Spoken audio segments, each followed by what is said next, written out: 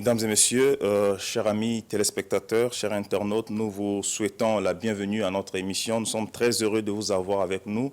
C'est un jour nouveau que l'Éternel, notre Dieu, a créé et que ce jour soit pour nous un sujet de joie et d'allégresse. Nous allons nous entretenir autour de la parole de Dieu. Depuis quelque temps, nous sommes en train de parler de la chronologie des événements de la fin. Il est important, lorsque nous sommes enfants de Dieu, de pouvoir savoir où est-ce que nous sommes en train d'aller. Qu'est-ce que Dieu dit dans sa parole au sujet des derniers jours? Parce que vous le savez, dans Hébreux chapitre 1, à partir du verset 1er, la Bible dit que Dieu, entre-temps, a parlé plusieurs fois de diverses manières par la voix des prophètes. Mais en ces temps-ci, en ces temps de la fin, il a décidé de nous parler par le Fils. Donc, depuis que Jésus est arrivé, nous sommes entrés dans les temps de la fin. Il y a plus de 2000 ans aujourd'hui que Christ est mort à la croix et ressuscité d'entre les morts le troisième jour. Et donc, pour dire que nous sommes dans les derniers jours, ou encore on dira, nous sommes à la fin des temps. Vous voyez, donc, les temps sont comptés, le retour du Seigneur Jésus est imminent. Donc, il fallait faire une chronologie des choses, des événements majeurs qui allaient se produire dans la suite des temps pour pouvoir éclairer l'Église, parce que, en fait, la parole de Dieu nous donne des éclaircissements, nous donne des éléments sur lesquels nous pouvons nous baser pour expliquer véritablement ce qui va arriver dans la suite des temps. Après avoir parlé de l'enlèvement et tout ce qui va avec, après avoir aussi parlé de la période de la grande tribulation, de l'abomination de la désolation, la guerre d'Armageddon, la prolongation des 75 jours, aujourd'hui nous voulons bien entrer dans cette promesse dont la Bible parle, qu'on appelle le millénium, c'est-à-dire le règne de 1000 ans, le règne de 1000 ans.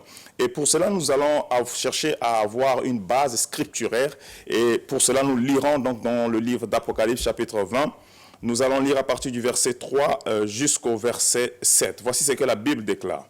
Il le jeta dans l'abîme, ferma et scella l'entrée au-dessus de lui, afin qu'il ne séduisît plus les nations, jusqu'à ce que les 1000 ans fussent accomplis. Après cela, il faut qu'il soit délié pour un peu de temps. Ici, la Bible est en train de parler de Satan, le dragon qui sera lié pendant 1000 ans. Et je vis, verset 4, des trônes, et ceux qui s'y assirent furent donnés le pouvoir, à ceux qui s'y assirent furent donnés le pouvoir de juger. Et je vis les âmes de ceux qui avaient été décapités à cause du témoignage de l'Évangile et à cause de la parole de Dieu, et de ceux qui n'avaient pas adoré la bête, ni son image, et qui n'avaient pas reçu la marque sur leur front et sur leurs mains. Ils rêvèrent à la vie. Et ils régnèrent avec Christ pendant 1000 ans. Les autres morts ne rêvèrent point à la vie jusqu'à ce que les 1000 ans fussent accomplis. C'est la première résurrection. Voici une base scripturaire sur laquelle nous pouvons nous baser sans inquiétude, qu'il y aura un règne de 1000 ans qui se projette déjà devant nous et qui est en train de venir à grands pas. Jésus a fait la promesse. Ici, vous savez, c'est Jésus qui a donné la révélation à l'apôtre Jean lorsqu'il était sur l'île de Patmos pour lui annoncer ces choses. Donc le diable, il y aura un temps où le diable sera lié. Vous voyez, à Armageddon, le diable sera saisi, lié. Tous ses acolytes, les démons seront liés pour une période de 1000 ans, parce que durant 1000 ans, Christ va gouverner sur cette planète Terre, pas une autre planète. Parce que beaucoup de gens, beaucoup d'enfants de Dieu pensent que quand Jésus va venir, nous allons aller au ciel et nous allons rester au ciel. Non, le ciel c'est pour Dieu. Le ciel est pour Dieu, la terre est pour l'homme. Dieu a créé la terre pour l'homme, il a créé le ciel pour lui. Donc, le ciel, c'est la portion de Dieu. Nous allons habiter ici sur cette terre, sur cette même terre sur laquelle nous sommes. Cette terre sera complètement changée. La topographie de cette planète va changer durant ce règne de 1000 ans. Donc, nous serons ici sur cette terre. Donc, Jésus annonce qu'il va venir établir son règne sur cette terre pendant 1000 ans. Vous voyez, le millénium, en réalité, c'est l'établissement du royaume de Dieu. Vous voyez, le mot royaume vient du grec basilia. Basilia qui veut dire gouvernement. Donc, quand on dit le royaume de Dieu, en d'autres termes, on dira le gouvernement de Dieu. Donc, Jésus va venir établir son royaume, établir son gouvernement sur cette planète Terre. Et Jésus va régner pendant 1000 ans. Il va régner avec qui? Il va régner avec les rachetés, c'est rachetés, c'est-à-dire ceux qui ont accepté, qui ont reconnu l'œuvre de la croix, qui l'ont reçu comme Seigneur et Sauveur, ceux qui seront enlevés, bien entendu. Il va régner avec qui? Il va régner avec les nations, parce que, vous savez, il faut le mentionner, parce qu'il y aura des nations qui seront dans le règne des 1000 ans. Il y aura des peuples, mais il n'y aura plus de nations comme nous le connaissons en temps normal aujourd'hui. Il n'y aura plus une nation appelée Tchad, une nation appelée Allemagne, une nation appelée États-Unis. Non, il y aura des nations, mais nous allons voir quels noms ces nations vont porter. Mais les nations vont exister et il y aura des personnes qui vont entrer dans le règne de 1000 ans avec leur corps physique. Donc, il y aura deux catégories de personnes. Les premières personnes, ce sont les rachetés. Nous qui avons cru dans le nom du Seigneur Jésus et qui serons enlevés.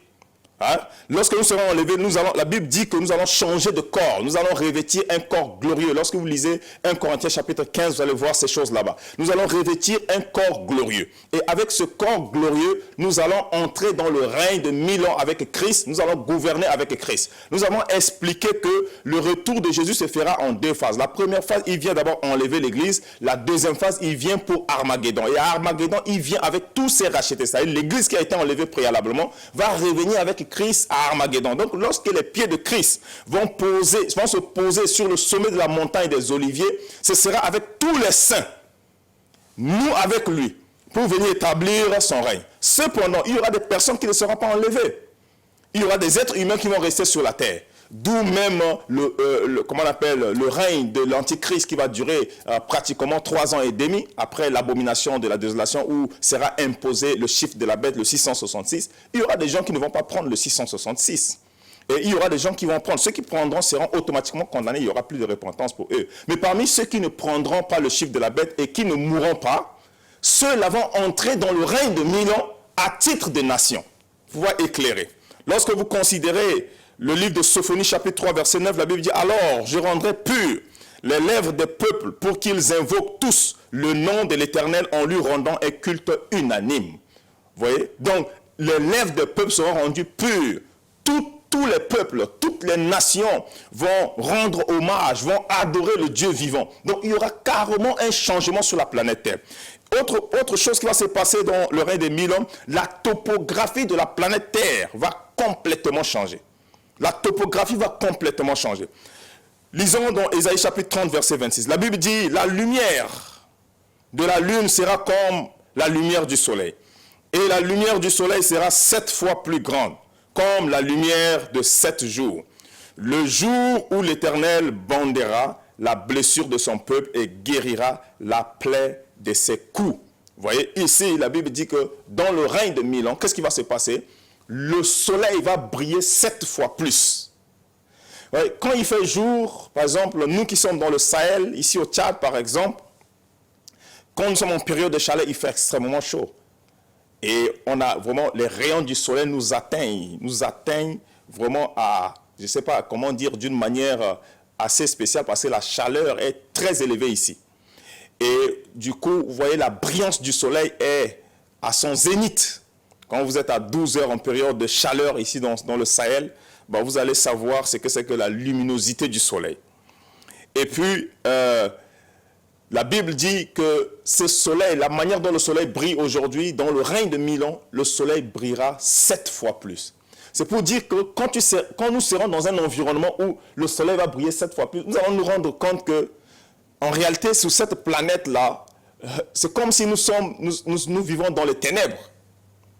Parce que cette qualité de luminosité, je pense que personne n'a jamais encore expérimenté cela, mais nous allons expérimenter cela dans le règne de 1000 ans. Et la Bible dit que la lune brillera comme le soleil. Donc c'est pour dire que dans le règne de 1000 ans, la nuit sera comme le jour que nous avons ici sur notre planète.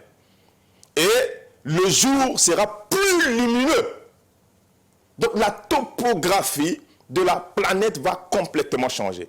Nous avons dit qu'il y aura un grand tremblement de terre à Armageddon. Et ce tremblement de terre va détruire tout ce que l'homme a bâti, tout ce que les civilisations humaines ont mis en place.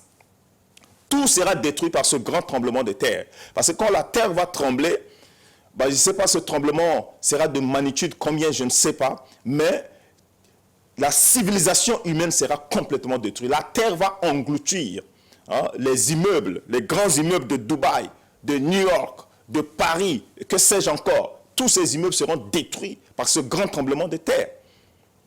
Et donc, Jésus va établir son complexe administratif sur cette fameuse montagne de Sion pour dire que la topographie de la planète va complètement changer. Jésus va mettre en place, va créer des villes. Parce qu'il dit, il va donner à tel le gouvernement de telle ville.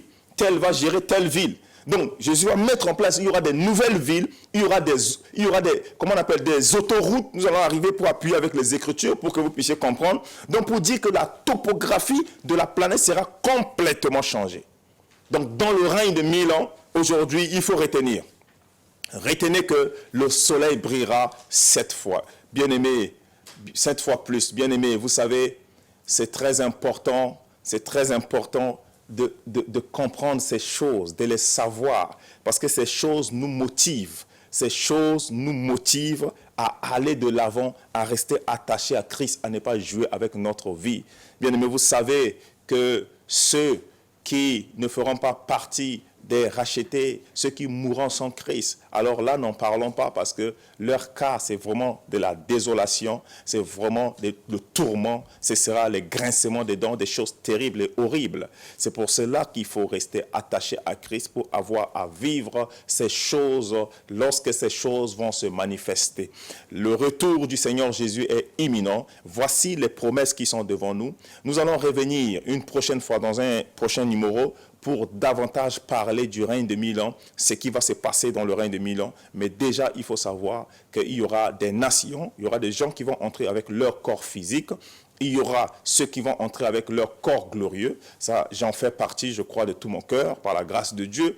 Et il y aura donc un changement radical de la planète. Il y aura des nations, il y aura des nouvelles villes et le soleil va briller 7 fois plus. La lune brillera comme le soleil.